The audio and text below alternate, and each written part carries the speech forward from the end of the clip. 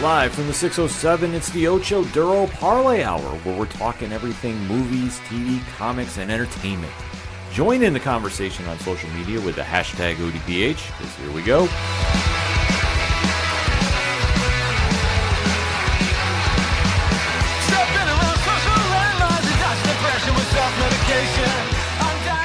Welcome to an all-new edition of the ODPH podcast. What is happening, everybody? Happy holidays. My name is Ken M. Joining me in studio, as always, you know him. He's the co-host. His name is Padawan J. Our numbers are better than Craven's numbers at the box office. No lies detected there. Just saying. Wow, that was something this weekend at the box office. But fear not, folks. We have a lot more to talk about in the land of movies, TV, comics, and more. You are tuned in to the entertainment edition of the ODPH, and we definitely want to keep those conversations rolling after the show. Pad, where does everybody go? ODPHpodcast.com. Right on. Social media accounts, check. TeePublic Store link, check. Blog section, check. The directory, Pat, how many providers are we on? 408,582. Statisticians are stars for a reason, folks. That's what he does. So wherever you're listening to the ODPH on, drop us a review on your favorite podcatcher. It definitely helps the algorithm of the show. Classified section, check, which we have great friends like 3FN Podcast, Dragon Master Games, Nerd Initiative, and many more. Last but certainly not least, we have a fantastic music section where if you're looking for a unique holiday gift, what better than the gift of music? That's why I ask you, Pat, what better? No, there's not much better. No, I can't say much better. So definitely go check out a lot of the Brian Wolf and Howler stuff. Second Suitor, Tom Jolu, shout out the Robots, Floodlands. Basically, if it's anything and everything that is the ODPH, you can find it at odphpodcast.com. And remember, if you're using hashtags, why not use the hashtag ODPHpod? Kicking off this edition of the ODPH, we have to recap a series that is definitely growing on us. I think that's probably the nicest way to put it. And that is one coming from the mind of James Gunn, who's going to have a big week this week. Oh, Lord. Because of a much-anticipated trailer that is going to get dropped involving a certain Man of Steel. But this program that we're talking about is his first official foray into the DC Studios universe that he is creating with Peter Safran. And this is the animated show Creature Commandos. Yep.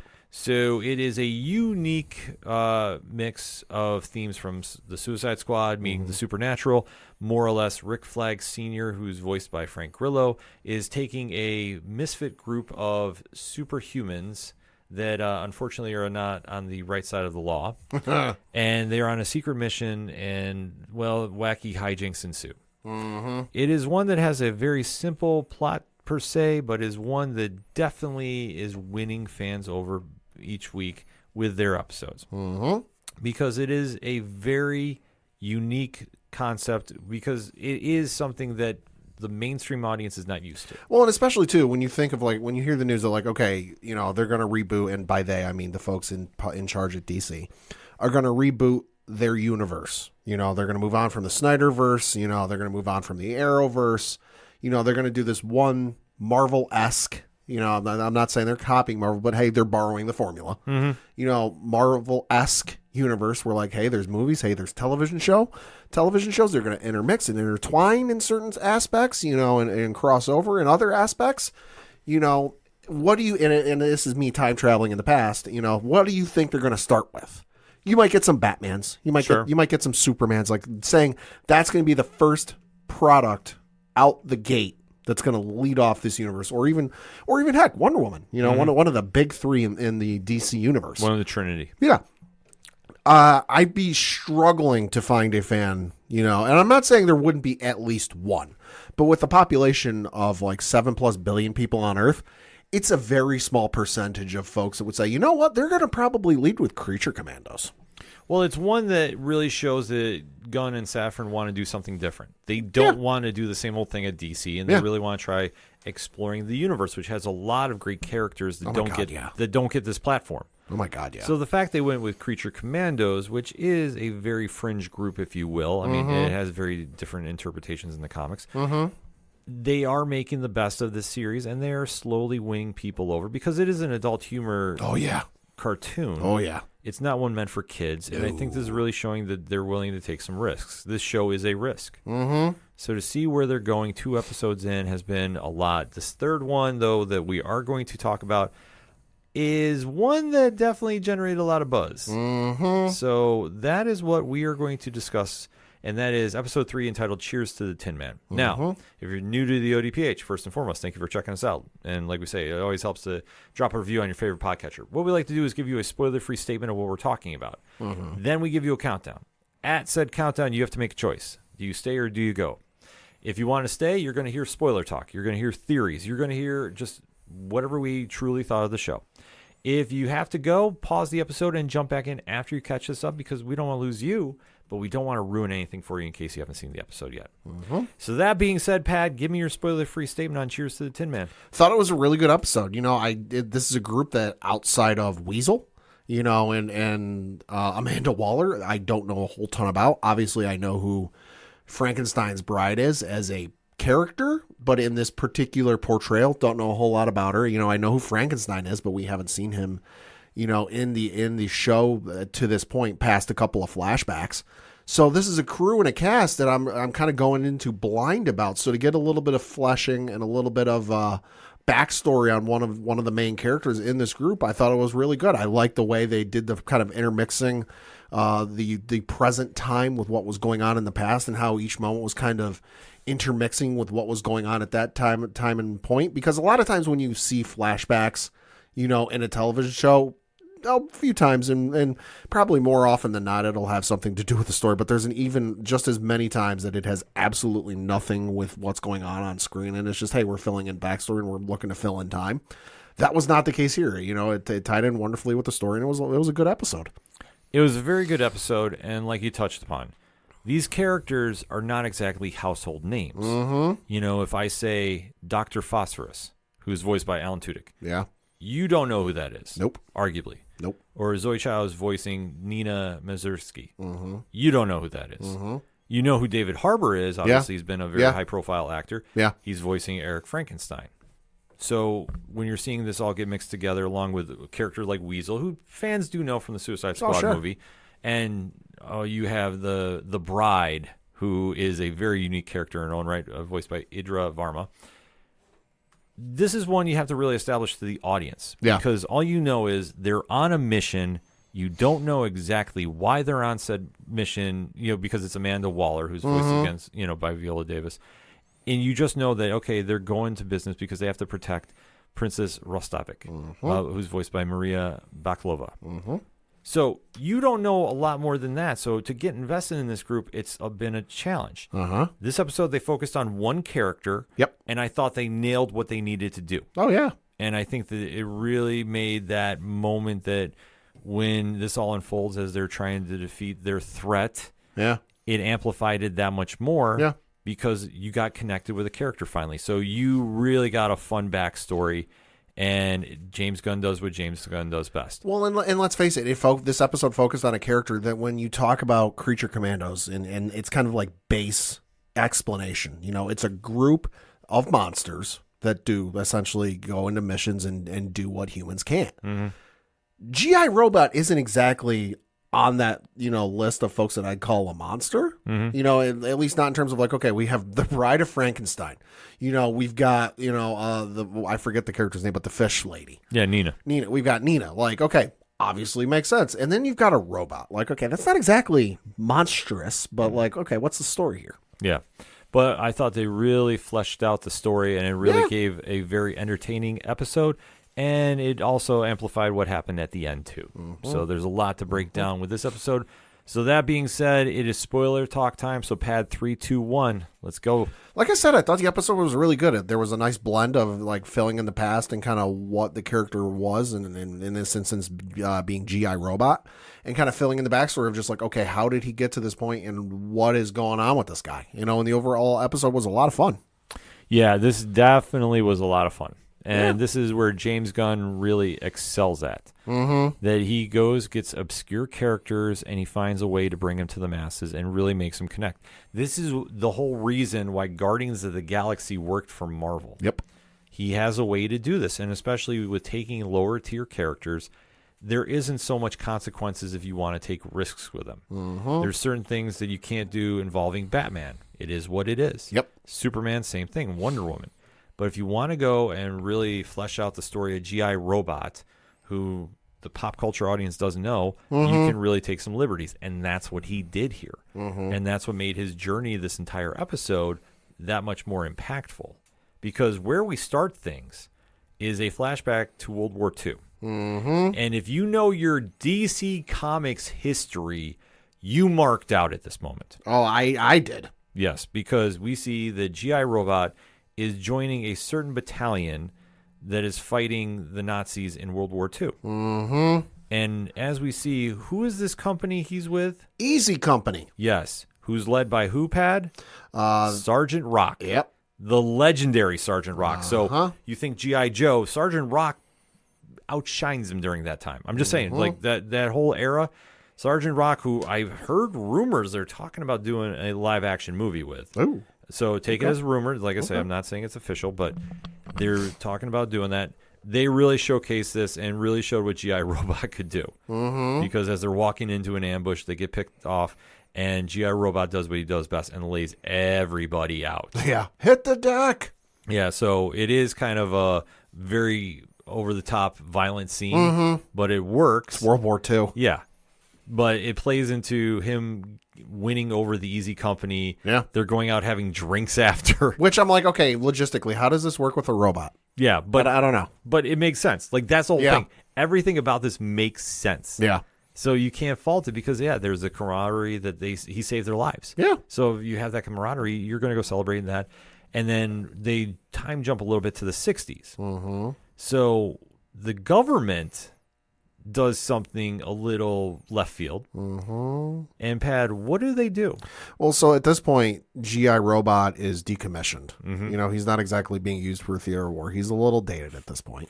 And he's being handed off to a scientist by the name of Will Magnus for study. Yeah, now do you know who Will Magnus is? I do not. Will Magnus is connected to the Metal Men of DC lore. See, I had a feeling there was something with this just because the way this episode played out and specifically the scenes with him, I'm like, okay, they might be planting the seed for something or it could just be a fun Easter egg for fans, but I couldn't figure out what it was. Yeah, no, this is one that he's very well known throughout the DCU, but yeah, he's a very peculiar character, if I can use that word.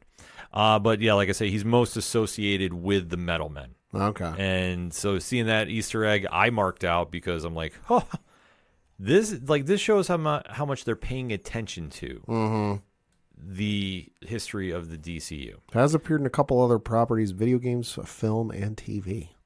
Oh yeah, he's made some rounds. I mean, Batman Brave and the Bold, to name one. For film, he was in Justice League: The New Frontier. Was also in an alternate reality. There was an alternate reality variant in Justice League: Gods and Monsters, and then he was in the DC Universe online game. Oh yeah, I mean, okay. Well, like I say, he's involved in, especially if you do a deep dive into the history of the. You're going to come across the Metal Men. Like, right. That's just one thing. It's like old school Doom Patrol. You're going to come across them.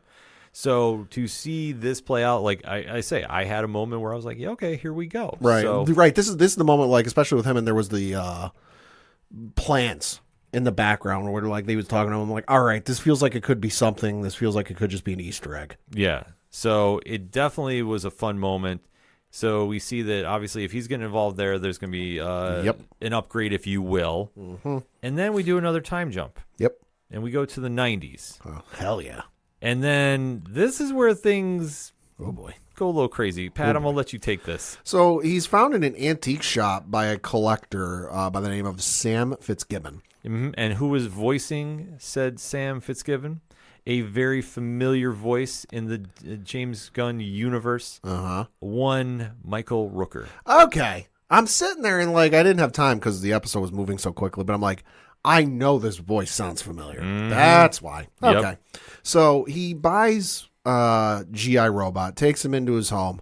Apparently, G.I. Robot runs on gasoline, which, hey, 40s, I get it.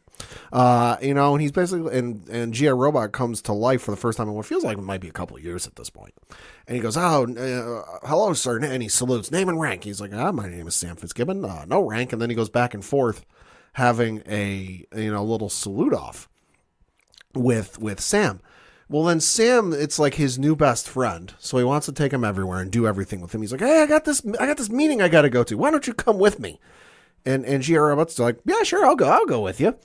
So he walks into a building downtown, wherever he lives, and there's a few people there. I got the vibe, and this is my initial thought. I thought it was like a VFW bar or some sort of gathering place for veterans. Turns out that was not the case, because he walks in and it's the meeting for the local neo-Nazi group.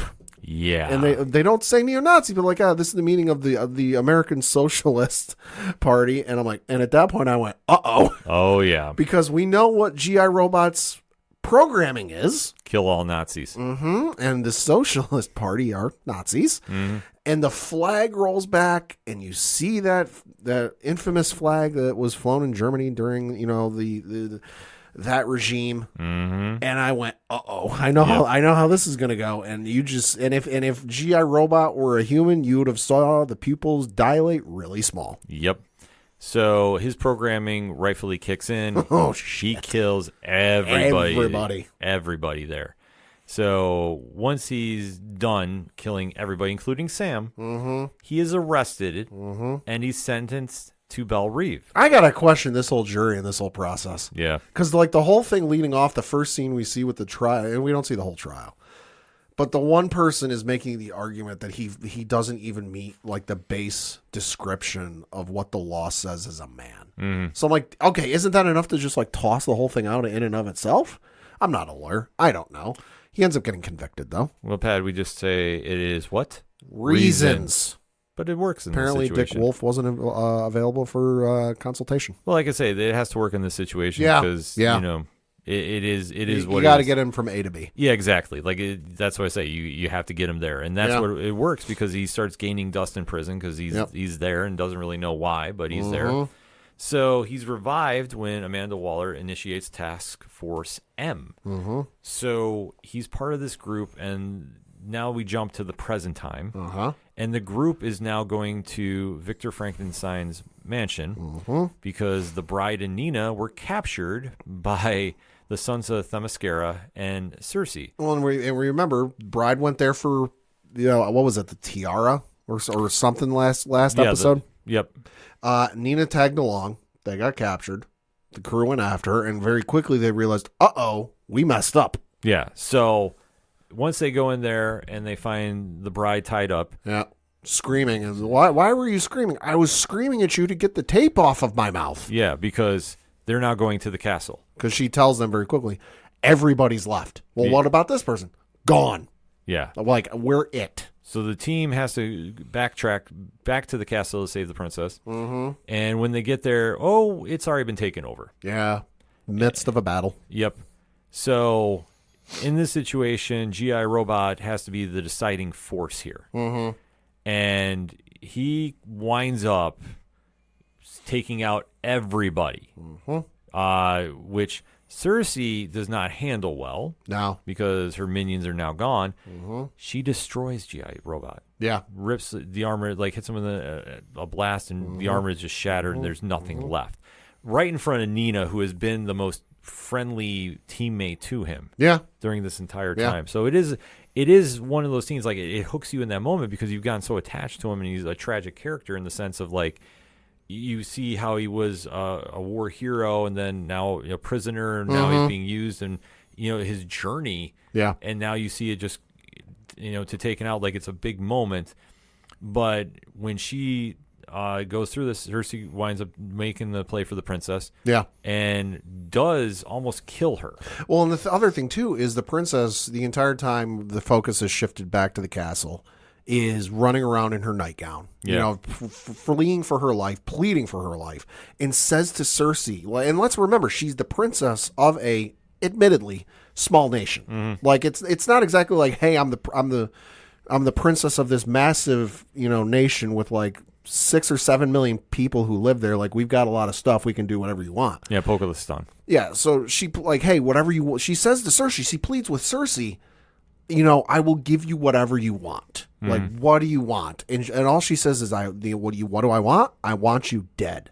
And it was at that point that I realized, okay, there's something else going on here, that she's not doing this as like a small play for, I just want control of the nation. Like, no, there's something else going on here. Yeah, so we haven't discovered that yet. Correct.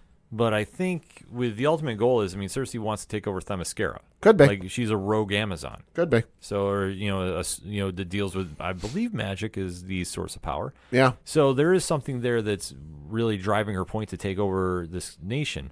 So she almost kills the princess, except for the unlikely duo of Dr. Phosphorus and Weasel stop her. Weasel knocks her out of a tower all the way to the ground. Phosphorus shows up and starts using his powers. They start going absolutely crazy, attacking her. Yeah.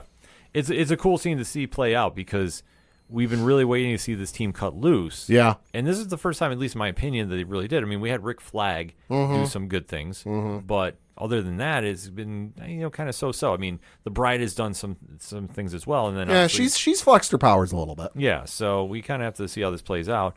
But it winds up ending on a very awkward note because Cersei in defeat is now saying, "Thank you, you've now doomed the world because I was here to save it." And cut to credits. Yeah, like it's a very cold cut. Yeah. So I was very shocked that they went this route because now you have to kind of sit here and go, well, what's the end game? Right. And we get a little bit of a glimpse of it with the preview for next week's episode. Yeah. So we have to wait to see how this all shapes up. But I thought for what we got this episode, this was Gunn being Gunn. Yeah. Like the writing is all him. Yep. To make us very sympathetic towards G.I. Robot's history. Yep. And to see him now connect, like he had this moment, this was his episode to do, and then see him taken out in that moment too, where he's still talking to Nina, even though his head's, severed. Yeah. But he's still a robot, so he can still talk. It almost makes me wonder if they're going to try bringing him back in some way. I just don't know how. But this is the journey we're on. But now, almost like halfway through the show, we really gotten anywhere? We've kind of introduced the characters and kind of given a setup for like who they are, what they do, and obviously by what we saw with next week's episode, the little preview, we're kind of going to get the flesh out of like, okay, this is the big season's goal or endpoint is like, okay, we need to stop this, we need to get this, like whatever it is, because we do see in the preview Amanda Waller is there. And we get at least a little bit of a glimpse of like what Cersei was trying to do or trying to prevent. Because I did notice in one of those quick flash forwards, I guess you could call it, there was a debris field with Superman's flag, cape hanging on it. And Waller looked genuinely freaked the fuck out, which is something we've not seen. No, if you see the wall freak out, it's bad. Yeah, because like she sees a sequence of like or a possible future of what's going to happen, and she gasps and just has this look of terror on her face. So I think next week's going to be the one where okay, we've got all the pieces set on the board. Now we need you to just put them in motion. And I think so. I mean, because I think we have. Unfortunately, we're at this weird place that we've now done 3 episodes. We've established really well one character. Yeah, I think everybody else has been. You're kind of still feeling out like who you want to root for or not. But I think for where they're ultimately going, the end game. I mean, you've now saved the princess. Is she the catalyst for the end of the world? And then why would Waller want to save her? Like, there's still a lot of questions in the air about this. But knowing how Gunn works in his writing, like, we'll get our payoff. There's no question about that. And we don't know if this is going to be a one and done show or if there will be multiple seasons. Right. We're going to have to wait to see about it. But I think, though, this is probably the strongest episode they've done out of the 3.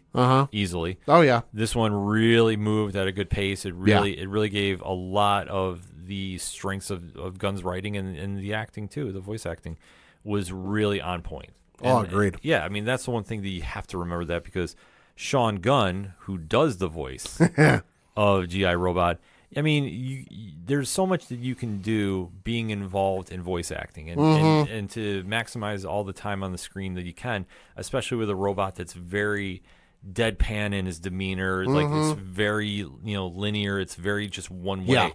I think it works, like in comparison to Gorilla's Flag, who's trying to be all gruff, but you see even he goes through emotions on this. Like I say, it's a very cool episode to watch. Can't recommend it enough, and definitely want to hear what you have to say about ODPH Society. So that said, hit us up on that hashtag. Let us know, what did you think of DC Studios and HBO Max's streaming animated series, Creature Commandos, and episode 3 entitled Cheers to the Tin Man? We gave you our thoughts, now we want to hear yours. But first, we're going to take a quick break. We'll be right back. Do you like comic books? What about movies and TV shows? well, we may be the show for you. We're Hops Geek News, a weekly podcast that discusses comics, movies, and TV shows while featuring a beer of the week. Every week we chat about what we messed up on the week before, and then we dive into what we're reading and watching, as well as some news. We then wrap it up with a geek-themed topic of the week. You can find us anywhere you listen to podcasts by searching Hops Geek News. Cheers. The content you are listening to is part of the Nerd Initiative Podcast Network. For more info about the home of pop culture positivity, check out nerdinitiative.com. Coming back for another segment on this edition of the ODPH podcast. And we have to recap not one but two episodes of the latest in live action for the Star Wars universe. Skeleton Crew has come crashing into orbit with a very unique show centered around 4 kids that more or less hijack a plane and take off into the stars and wind up coming across a mysterious character who can use the Force that we don't know if Sith or is Jedi. And now the wacky hijinks are ensuing, so to speak. So Jude Law is playing Jode Nananwood, who is using the Force that was in the jail cell with the children. And now him and the kids are on their trail to try getting back to the kids' homeworld of At-Aten. If you're getting 80s movies vibes, you're not alone. Oh, completely. So there's a lot going on with this series, and we are going to be recapping... What, Pat? We're going to be recapping episode 3, very interesting as an astrogation problem, and episode 4, titled Can't Say I Remember No At-Aten.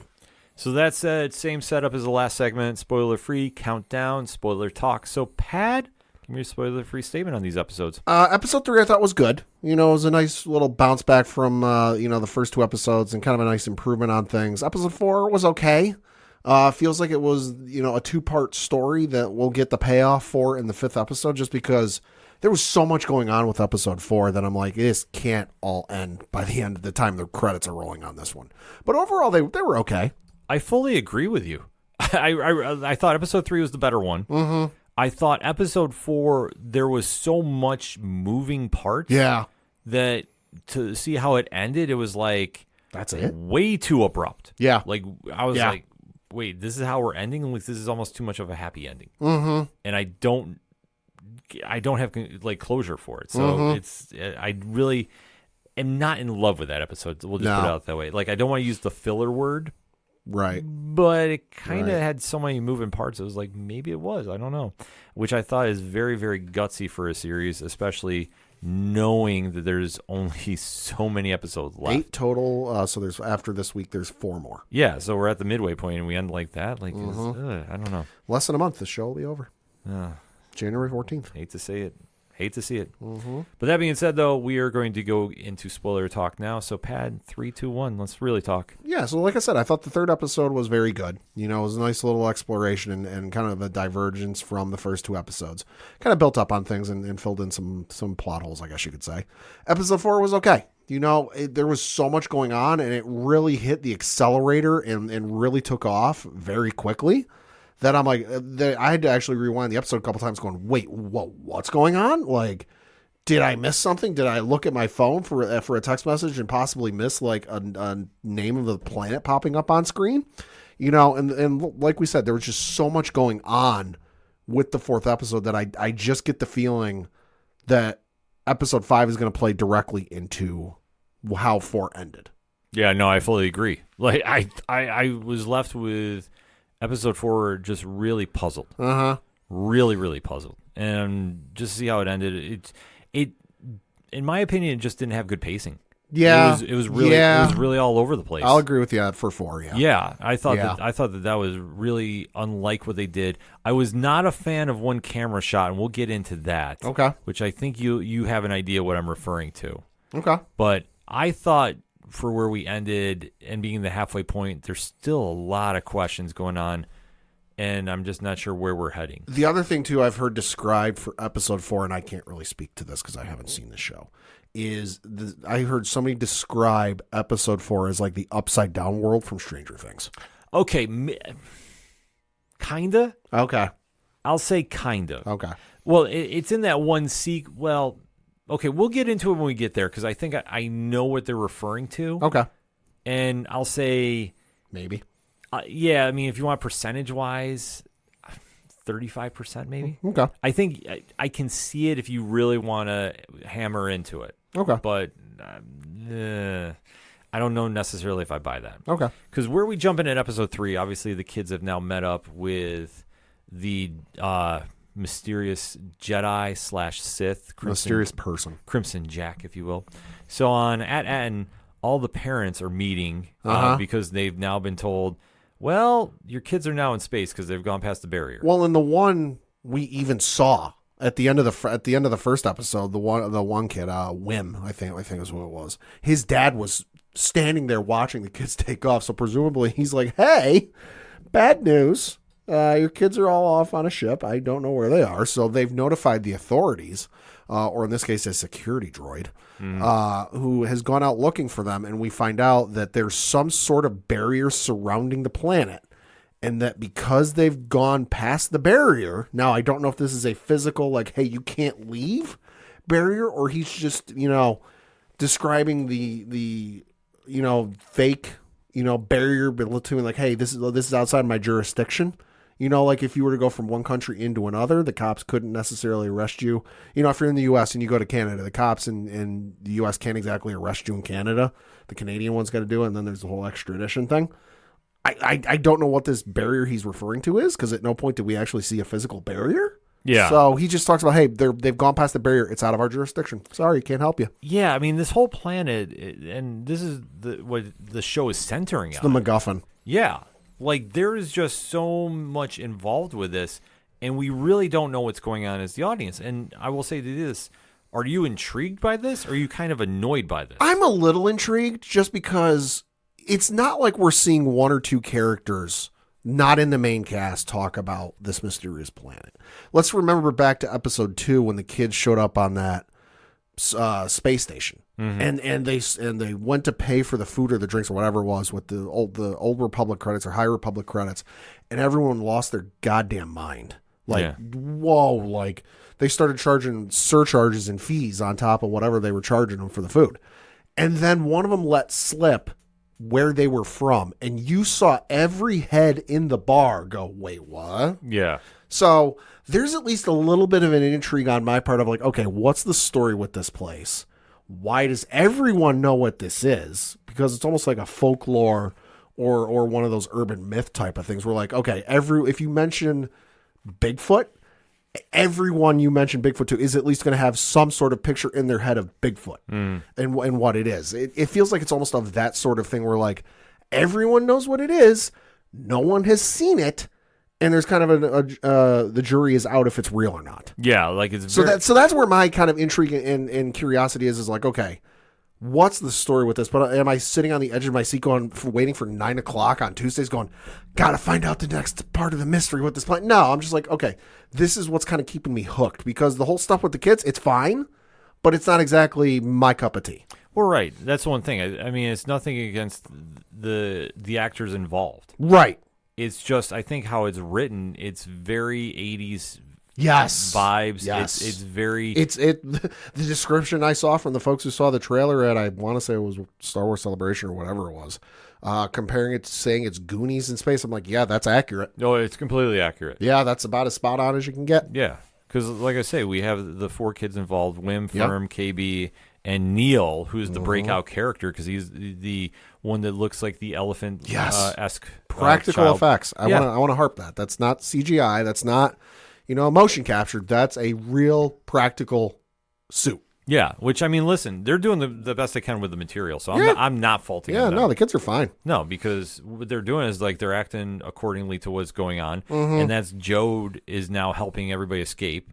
But the kids won't leave SM-33. The droid that saved them originally, there's a lot going on with him. Yep. So now they all say, well, if you want to leave and us help you, you got to go back and get him. So they go get him, and while they go get him, Jode is identified as who, Pat? Silvo. Yeah. So it's kind of weird he has multiple identities. And I don't exactly know where we're... It's almost like an Aragorn from Lord of the Rings kind of thing. Yeah, like there's just... a lot of mystery involved Jude Law's character, which, I mean, it's fine. Aragorn, Strider, Dunedain. Like, it feels like it's one of those. Yeah, it's just one, man of a million aliases. Uh-huh. So they wind up outsmarting all the pirates. They take off. Yep. And you're having the kids are really split about what they feel about Jode. Mm-hmm. Do they trust him? Do they not? I feel like most of the kids don't trust him, and they're like, listen, we can't trust this guy any further than we can throw him. No, Fern is absolutely not involved. Yeah. Wim is obsessed that he's a Jedi. Well, of and is course. going to show him the way. Got the book, and he wants to be a Jedi. Neil is Neil. Yeah. And KB is, well, we have no other choice. Yeah. So he's the only adult in the room who is at least familiar with the universe at this point in time and can help us. Yeah. So Jode is like, well, I have an idea of how to get home. Right. And we have to go see a friend of mine. Mm-hmm. And Pad, who is this friend? This friend is named, and I might butcher this name, but apologies. Khymm, KHYMM, who is a map expert that not exactly trustworthy. Yeah, I would say a little shady, if you will. Though I will say the effects. Oh, I mean, describe that for us. Those are very nice. Yeah, I love those. Yeah, so they wind up meeting up with the friend, the owl-esque character. Mm-hmm. And Kim just sees Jode and just says, hey, Crimson Jack, you're back. Mm-hmm. And it's like, what? Like, now you have another alias. Mm-hmm. So this is where we get a little bit of information about Ad-Aden. Mm-hmm. And, Pad, what is so special about it thus far? It's a legendary set of planets that are protected by a barrier. And that there's supposed to be some sort of mystical treasure on each of them, and that all but one were raided, I guess you could say. Mm-hmm. And the only one that's left, and that's why, hey, that's the last one. It's the last big score, is the one on Ad-Aden, and it's the one nobody can find. Yeah. So all the while, Kim is helping print out the coordinates, trying to get them to where they need to go. Mm-hmm. But Jode realizes something's not right. Yep. And smells a setup. Yep. And Kim was actually working them so the authorities could come and get him. Mm-hmm. Stalling. Yep. So now everybody has to take off and run. Jode is with him, and then he finally comes clean that, well, I'm not a Jedi. Which would make sense. But I can do cool things. Hey, yeah. Wim. I mean, just based on his age, he would have been born, because this is post Return of the Jedi, so this is at least 25 years after Revenge of the Sith. Yeah. So even if he were born at a time period of when he would have been found and brought into the Jedi, he wouldn't have been there very long. So it's entirely likely that he could have been identified, and he could have been on the list or roster of folks who could have been taken for the Jedi Order. But just, hey, circumstances happened. Let's just call it as simple as that. And he's not a Jedi. Yeah, but this is where he's like, hey, Wim, I might not be a Jedi, but I'm still valuable, so... Yeah. Don't throw me overboard. Yeah, so he's selling his point to Wim because Fern is, ready to just say... ready to shoot him out an airlock. Yeah, so there's that. But Wim is still believing that he might be a Jedi after all. There's still that hope. Of course. It's childlike innocence. Yeah.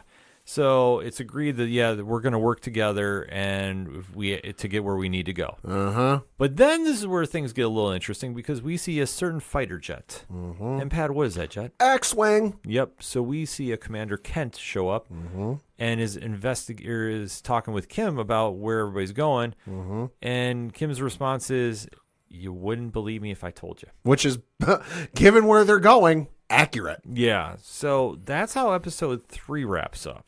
Yep. I mean, so thoughts on that? So, like I said, thought it was a good episode. There was enough in there and enough intrigue that I'm like, okay, this is good. This is a good pacing. I like where this is going. Yeah. So this is building foundation. So I did not mind this episode. No. I thought Kim was a very interesting character. We get a little more backstory on Crimson Jack, which we needed. Jude Law did his thing. The kids did their thing as well. Like I say, so it was a fun episode. Like I said, I liked where they went with it. It had a little more drama to it than we've seen, and a little more substance than just being the typical 80s feel-good moments where everything's going to be all right. You need a little bit of danger in this universe to really sell the point. So then we go to Can't I Remember No At-Aden. Mm-hmm. So we jump in here, and the crew is now gone to where they think is AT-AT. Mm-hmm. But Pad, where are they?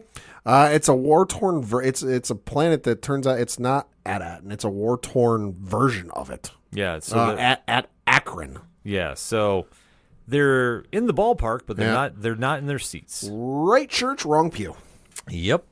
So at this situation, they have to kind of say, all right, what are we going to do? Mm-hmm. And this is where I thought things went awry. Off the rails, I would say. Yeah. So on the ship is Jode, the force wielder, SM-33, the powerhouse. Because I think at this point, something is wrong with the ship and they have to fix it. Right. So they're like, okay, the kids are going to go wander this completely strange planet. Yeah, that they think is home. Yeah, that looks like it's in the middle of a war zone. Yeah. And hey, we're all fine. Yeah. Like, okay, go. Yeah, you do what you got to do. Like, what? Yeah. Like, I'm sorry. 80s. Yeah, I mean, this completely had an 80s vibe to it. Yeah. So then we see that they now run into soldiers who are known as Troiks. Mm-hmm. And they've been fighting the Hattons because they've stolen their Eopies. Eopies. Mm-hmm. So right here we're introduced to new characters. This is like Hatfield McCoy. Yeah, like I say, that's exactly what I thought too. Yeah. So at this point, Neil is making friends with Hana, who is connected to one of the generals here. Mm-hmm. That they're now saying that the children needed to be treated like adults. Sounds like your little brother or cousin at the Thanksgiving dinner and doesn't want to sit at the kids' table. Yeah, so it's a weird setup. Yeah. It's like what is going on? Yeah, it almost reminded me a little bit in certain points of like a Peter Pan type situation where you've got the Lost Boys. Yeah, and Peter Pan taking on Captain Hook and his entire band of misfits. Yeah, no, that's the vibe I got. Oh, completely. Like it was one of those situations where I thought we walked in a little Mad Max meets Peter Pan. Like, and I promise you, SM-33 being a code for Smee had nothing to do with it. Yeah, like I say, it was just like, okay, what are we doing here? Like, it just seemed like this point was, I want to say, forced on the audience. Maybe like a little bit. Like it just didn't go. Yeah. So Neil is like, nah, you know what? This doesn't work for me. Mm-hmm. That doesn't work for me, brother. To quote a famous wrestling quote. Yeah. So he is saying, we got to do things a little more humanely. Yeah, we got to do things more peacefully. Because in wartime, in the middle of a battle, that'll work. Yeah, because they're complete strangers walking into a civil war that has been going on for who knows how long. A while. Yeah. So, of course, Neil is going to do his best Rocky IV and be the voice of reason and peace. Yeah. We'll see how this goes. Yep. So the kids are now there working with him, but we still see on the other side the Jode and SM-33. They're working for the enemy, so to speak. Mm-hmm. And themselves. Yeah, so this is now... They're pirates. Yeah, well, I mean, at the end of the day, that's what they do. War breeds piracy, and piracy is good money for them. Yeah, like I say, this felt like Pirates of the Caribbean in space. Yes. Like I say, there was just a little There's too much Jack Sparrow in this episode for Jode for my liking. Wasn't enough Johnny Depp, in my opinion. Right. But this is where I say, like, the character this is where I think things started going off the rails a little bit. Yeah. So, at this stage, the kids are still working with the Troiks. Mm-hmm. They're told, like, hey, you're going to help us. Yeah. And Jode and SM-33 say, no, we're going to do something else. Why don't we just cut out the middleman? Yeah, so what do they do, Pat? They buy him back. Yeah. Money talks. So their gift is they're directed to the quote-unquote fallen sanctum. Mm-hmm. So this is a kind of weird place that, a little trippy, if you will. Yeah. And I think this is where the upside-down comparison was coming into play. Probably. When you were talking about it. So they find out that, it used to have the coordinates, but AT-AT's been wiped off the sanctum. Mm-hmm. So they can't find out what's going on. Mm-hmm. So at this point, too, they start working around SM-33. So when they're doing this, he keeps saying, it was destroyed. I did it. Mm-hmm. But he can't remember why he did it. Mm-hmm. And then during this, Fern is using a voice order to say, remember. Right, because at this point, SM-33 identifies Fern as the captain. Yeah. So Fern gives a captain's orders. Like, I'm ordering you to tell me. Yeah. So when this happens, Oh boy. this winds up setting off SM-33 because of programming he had in place. Yep. Because the former captain hid the treasure and said basically if this is inactive or activated, you need to take out whoever's doing this. So we got a little bit of Treasure Island going on. Yeah. So at this stage, you have this interesting camera, which like it was a zoom close up. Yeah. And I was like, okay, this threw me off. Yeah. I didn't think this needed to be in this episode. Oh, I agree with you. Like I said, that's where even a little upside down thing too. I was like, I could see it, but I don't like it. Like this is just this is not meshing. Mm-hmm. So like this whole scenario, you're seeing the robot come off like a horror movie, Yeah. and is now finally stopped by Jode, who turns him off, and you see him basically fall on top of Neil, who faints. Yep. Oh no, he fainted. Yeah, and literally End of episode. that's how it ends. Yeah. So it's like, what are we doing? Like, Yeah. that's Not the strongest episode. no, not the strongest by any stretch of the imagination. Like this, No. this was just confusing Yeah. to say the least. There was a lot going on, and there was a lot of like plot building and world building and whatever else that I just get the feeling this episode, and I don't know anything, I haven't read anything, but I just get the feeling it's a two-parter. The story's at least a two-parter, and we're gonna get the next part for episode 5. Yeah, like I say, there you had like double crossing going on. Like Yeah. the whole Hatfield McCoy thing, I just thought was unnecessary. Yeah. I think I'd like if you want to do it with maybe one character there, I could understand. Sure.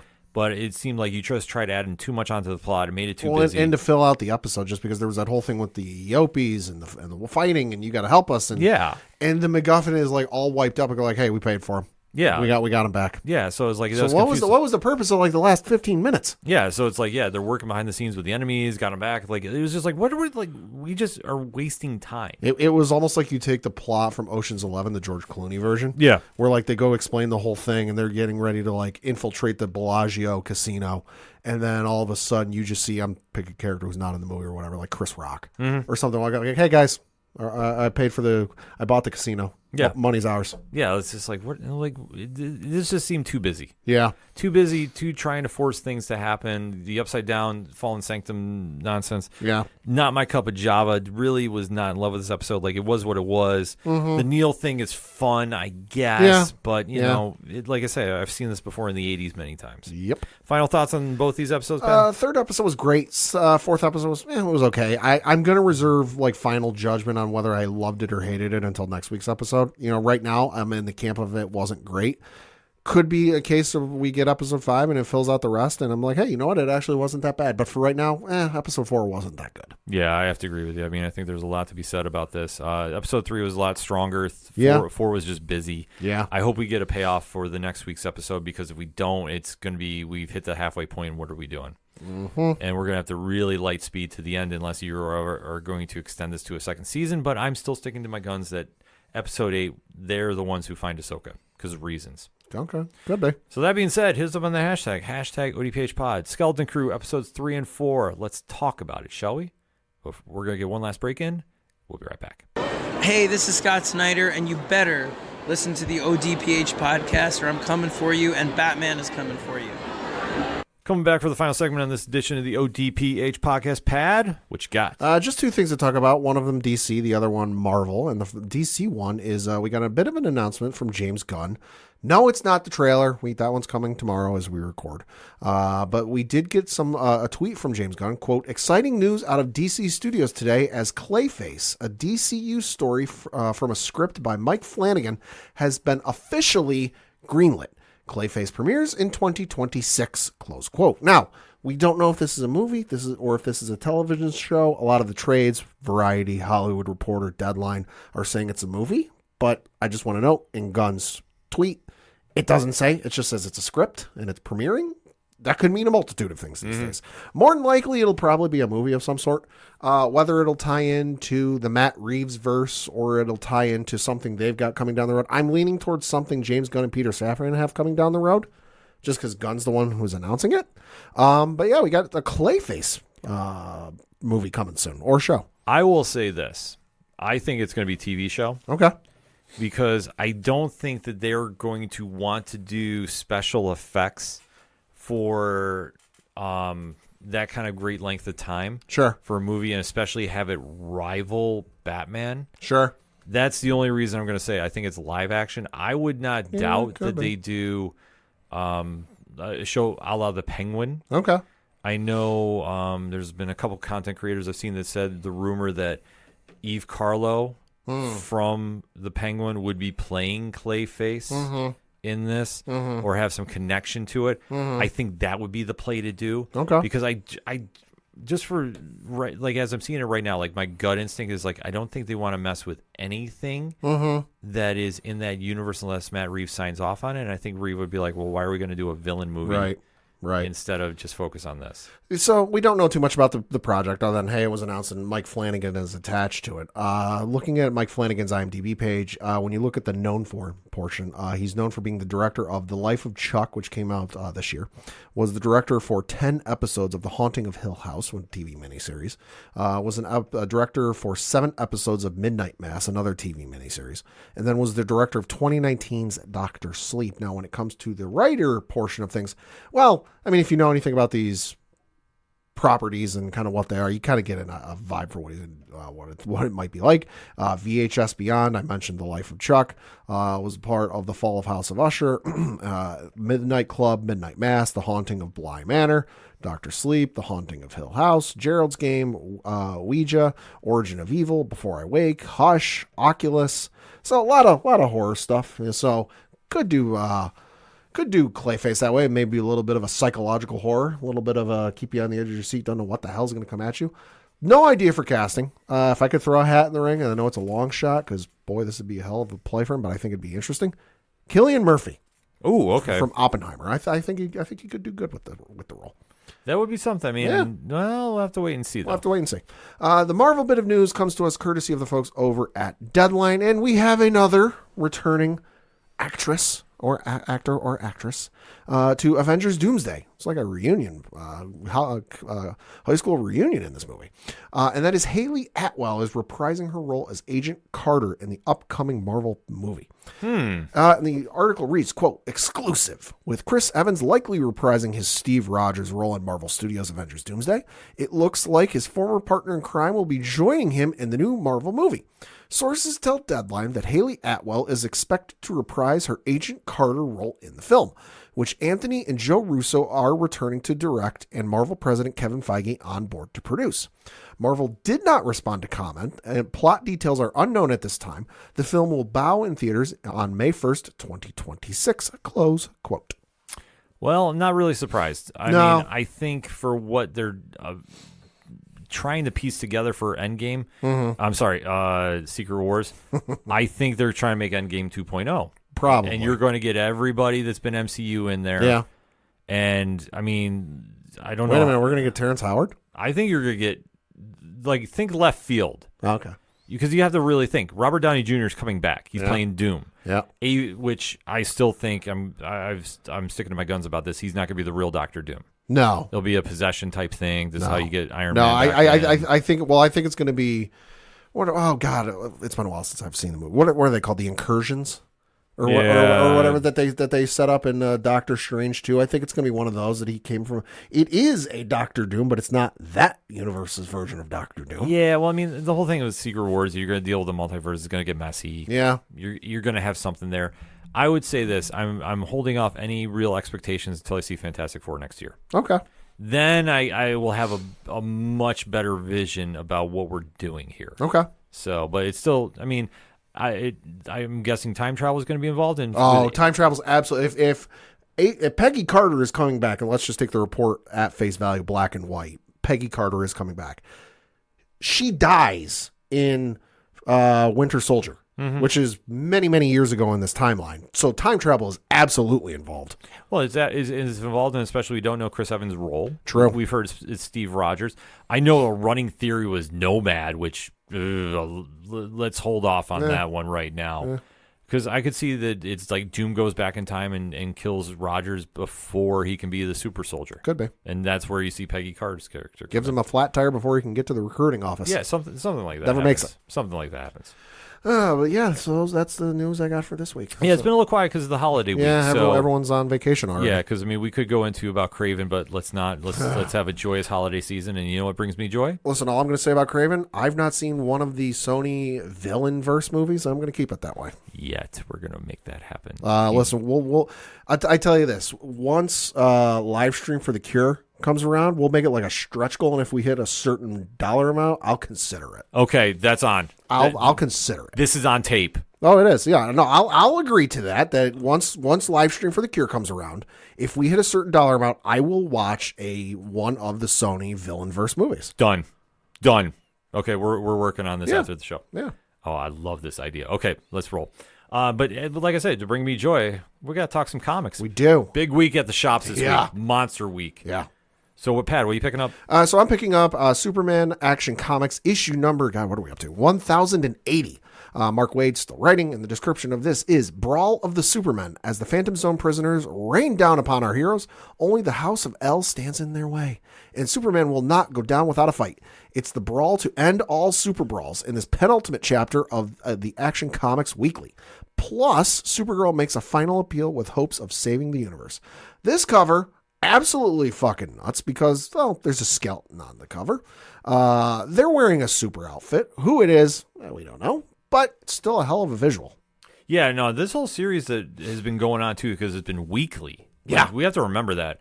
Has been very, very intriguing. Mm-hmm. Like I say, I would say, I mean, Mark Waid's doing it, so you know it's good. Right. But there's a lot of moving parts involved. Oh, I believe it. And that's where it kind of throws me off a little bit. I believe it. So then we're going to go to the issues I think you should pick up at the comic shop this week. And the first of which, and these are the issues I reviewed for Nerd Initiative this week. Bear with me, folks. There's 6 of them.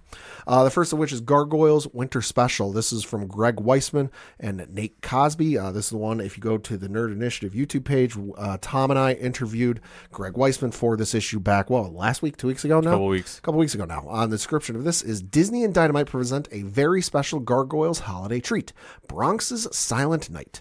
When a December blizzard blankets New York in snow, the city that never sleeps comes to a standstill, and the Gargoyles awaken to find that Manhattan has been transformed into a silent winter wonderland. With the rest of the clan on patrol, Bronx is eager to explore this new landscape on his own. But his peaceful night is interrupted when a family is separated, and Bronx has to sniff out the missing member before they're trapped under 10 feet of snow. Co-written by Gargoyles creator Greg Weisman and Nate Cosby, and illustrated by returning Gargoyles artist George Cambadeas, this all-new 40-page special will warm the hearts of even the most jaded of seasonal cynics. Fortified by glowing covers from Cambadeas, Jai Lee, and June Chung, Trish Forstner, and Chris Eliopoulos, close quote. So this issue, ton of fun, super easy to get into, even if you haven't kept up on all the Gargoyle stuff. If you know who the Manhattan Clan is, that's all you need to know. It's a fun issue. Yeah, that's what I keep hearing about, so definitely one on the radar. Then you've got, from Marvel, Captain America issue number 16 from J. Michael Straczynski. This one reads, The New Warriors 3, Part 3. Captain America, Spider-Man, and Thor are trapped in a mirror dimension harboring Broxton's glory days and ghosts of Thor's failure, are ready to exact their revenge. Can Cap and Spidey help free Thor of his past, or is Broxton's history doomed to repeat itself forever? Good issue. Should also note this is the end of the J. Michael Straczynski run on Captain America. Not sure what's going to happen with the Captain America title as this going forward, because the end of the issue kind of teases Falcon Cap. So I don't know if Steve Rogers is going to take a little bit of a back seat for right now. We'll have to wait and see. But the issue itself, very good. And I'll say this. The run isn't going to go down in like the greatest Captain America runs in history. But for what it is and what you read, you'll get your money's worth. Yeah, see, JMS, like I said, I love his Spider-Man. Mm-hmm. Spider-Man was great. Thor was great. Yeah. This one has been different for Cap. Yeah. But like I say, I'm not meaning that in any negative way. Sure. Then you got the first of 3 Star Wars High Republic adventure books. Daniel Jose Older, busy dude this week. Yeah. He wrote all 3. So the first one is the Dispatches from the Occlusion Zone storyline. This is issue number 3. This one reads, Jedi Master and expert investigator Emmerich Captor seeks the true nature of the Nameless. To help him solve the mystery of the Force Eaters, Emmerich has brought on a Nihil prisoner of war with knowledge of the creatures. Together, the unlikely duo cross the volcanic landscape of a distant moon in search of answers. Will the Jedi's traveling companion prove to be a liability or an asset on this treacherous journey, close quote. So this issue, to casual readers, who haven't kept up with everything or a majority of stuff, might not be all that much. I think down the road, though, and with the way High Republic is building, this is going to be very interesting just because the Nameless, they're these creatures that, to you and I, the average Joe or average Jane, doesn't really do anything to. Oh my God, they're scary. They could kill us. But to Jedi, they render their powers basically useless. And that's not to say they can't access the Force. They're just scared shitless, and they can't use the Force because of the fear that is instilled in them. Yeah. They haven't been able. They've killed a couple of them, but they haven't really been able to do much or figure out what the hell is going on with these things. So any information that comes out of this or as a result from this, I think is going to be very interesting because that's the thing with these comics and these books. They're all kind of intertwined. You see stuff flow in and out. So I think down the road this could come into play, but we'll see. Yeah, no, definitely interesting. Mm-hmm. Then you've got the High Republic Adventures, issue number 13.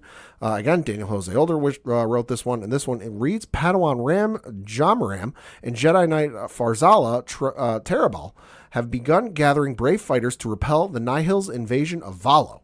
But uniting the war-weary people to defend their home is proving to be a battle all its own. Will the Jedi and their allies be able to inspire a resistance in the face of such destruction? Meanwhile, a shocking discovery on Iriadu inflames tensions. Close quote. So this one, a lot of fun. I feel like the whole High Republic series, because we do know there is going to be an end for the High Republic stories. That's one thing they said, the authors have said when they initially built this concept is there is going to be an end. It's not just going to be this perpetual ongoing thing. It does feel like things are starting to build to an end, or at least maybe a prelude to the beginning of the end. Hard to say. But it's interesting just to see where this is going to be going because, boy, it's going to be explosive. Mm-hmm. Then you've got the most anticipated wedding, second most anticipated wedding of the year after mine. Move over Tony Stark, move over Clark and Lois, move over Jean Grey and Cyclops. We got a wedding for Star Wars The High Republic Adventures, and this is the wedding spectacular. This one reads, Save the date. Guests from across the galaxy are arriving on Iriadu to witness Lula Talasola and Zine Morala, the young freedom fighters who are championing the resistance against the Nihil. Join hands in marriage. Friends and family from throughout the High Republic will be joining the celebration of light, life, and love. You won't want to miss it, so RSVP soon. Just know that the dress code calls for ball gowns as well as blaster rifles because war could break out at any moment. Featuring a slate of all-star artists, stick with me folks, there's like 8 of them, including Harvey Tolobio, Sheriel, Shelf Mono, Priscilla Bumf, and more. An iconic High Republic Adventures moment, years in the making. You won't want to miss it. No, seriously, they're like, you open this thing, I'll show you later. There's like 8 artists who worked on this thing. There's like 4 writers who worked on this. The amount of people who went into working on this book is absolutely insane. It pays off wonderfully. If you've been keeping up with the High Republic Adventures, it's an awesome read because you see so many characters from so many of the other stories make an appearance in this issue. Yaddle herself shows up in this issue, so that was awesome to see. But it's a fun issue and definitely one that if you've been reading the High Republic Adventures, you do not want to miss.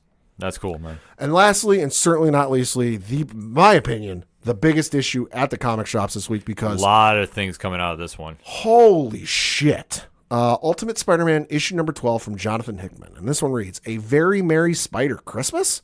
Season's greetings from the Parker family. But why is Peter acting so strangely during the most wonderful time of the year? And what's got Gwen so concerned? Don't miss the thrilling conclusion of the second arc and the first year of Ultimate Spider-Man, close quote. So this issue, very simple premise. It's Christmas time, and there's a party being had at Peter and MJ's apartment, residence, whatever. Everybody's there. Kids are there. Jameson's there. Uncle Ben is there.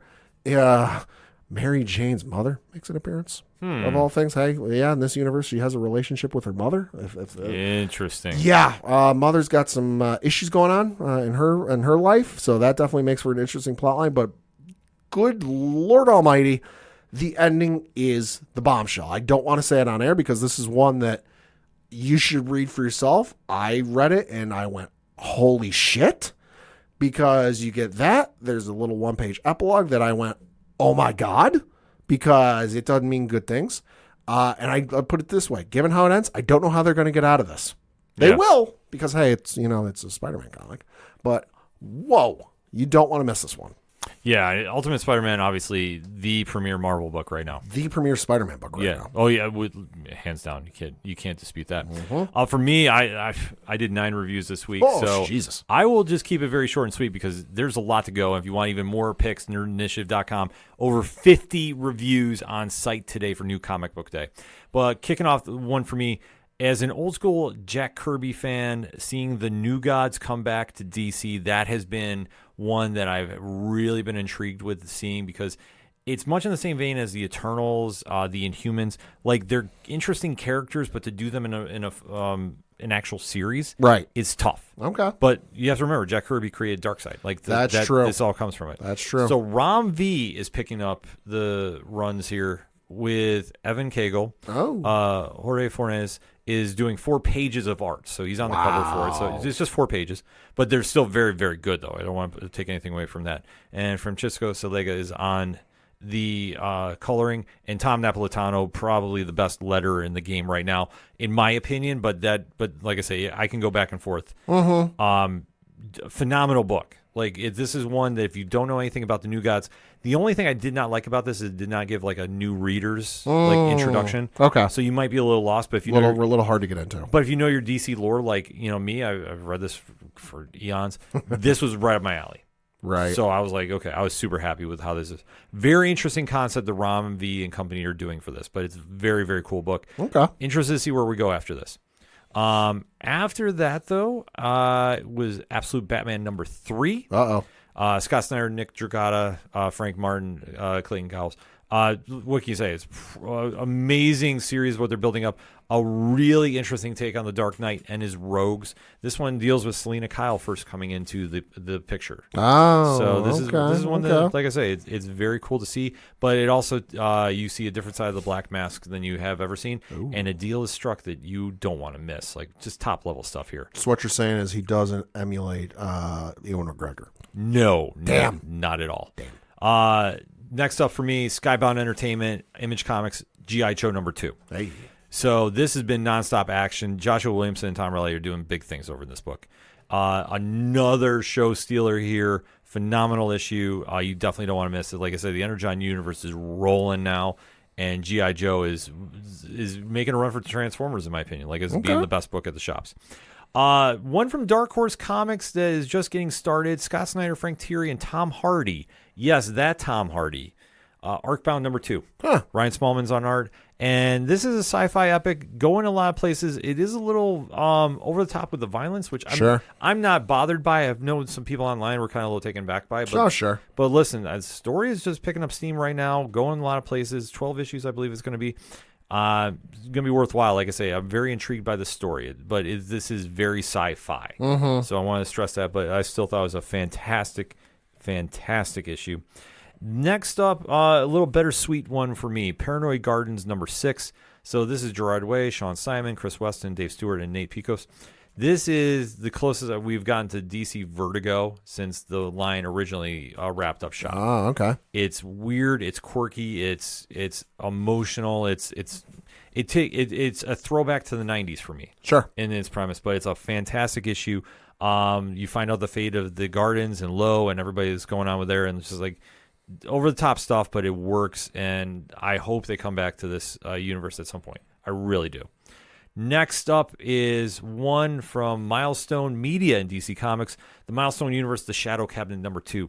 So if you know about the Milestone Universe in the 90s, this is one that's picking up right, keeping that same energy, keeping a real fresh take on these characters that you see. This one is Sanction versus the Blood Syndicate. And this is one that we're picking up the power void left by Dr. Alva being missing, and just moving parts are going on. Static Shock is featured in this. Hey, I know that guy. I was going to say Static is probably the breakout character of this universe, in my opinion. Okay. But you definitely see him in a different place in life right now. But I really think what the team did here, Joseph Ilyich, Daryl Banks, Adigan Ilha, and Chris Sotomayor, just doing really good stuff here. Like I say, this is a lot of action in this issue, though. Like I would say a good majority of it. So it's not, which I'm not taking anything away from. This was really, really a cool story. So definitely, if you haven't checked this out, this is the perfect time to get into it. And definitely go check out those the first runs of these issues. Say great characters coming from Milestone Media. If you haven't checked it out, you really need to. Next up for me, another one, throwback to the DC universe, though. Challengers of the Unknown. Okay. So I would say almost like the Fantastic Four before the Fantastic Four, so to speak. So this has been a group that's always challenged the unknown phenomenalities that are in the DCU.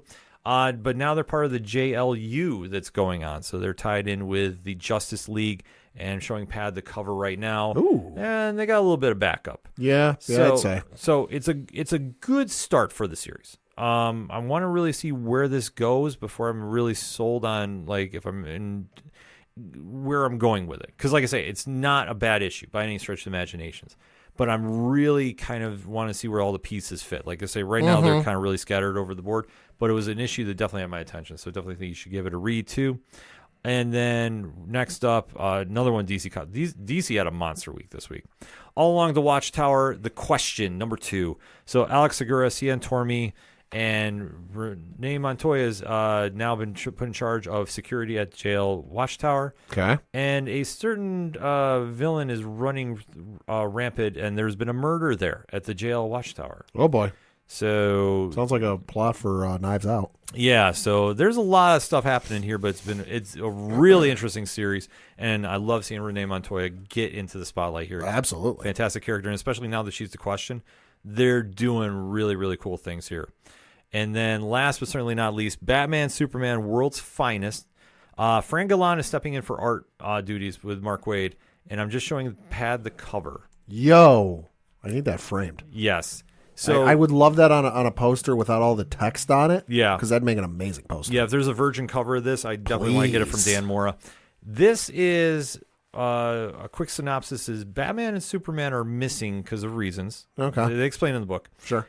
Stepping in to find out what happened to him is Jimmy Olsen and Batgirl Barbara Gordon. Interesting combo that I would not have picked. I did not see this coming, and plus Ace and Crypto are involved. Oh, hell yeah. Let's go. Super Pets, Yes. Super Friends, Yes. super issue. right. Just I'm real on fun. board. Yeah, I was going to say, Mark Waid doing Mark Waid things. True. So, you know what? I can't go fault in that. Can't stress enough, though. Get down to your comic shops, and especially if you have anything on your pull list, make sure you pay up before year's end, especially Christmas holiday time. Like, Yeah. No kidding. You want to make sure that you do that. So, that being said, for anything and everything that is the ODPH, you can find it at odphpodcast.com. That's it for this edition of the Entertainment Show. So, Pad, thank you as always. Man, Merry Christmas to the listeners. Yes. Merry Christmas, Happy Hanukkah, Happy Kwanzaa. Happy holidays, everybody. We may be back next week. If not, we will be back the week after. So on behalf of everybody here at the team, happy holidays. Be safe, be merry, and we'll see you next time.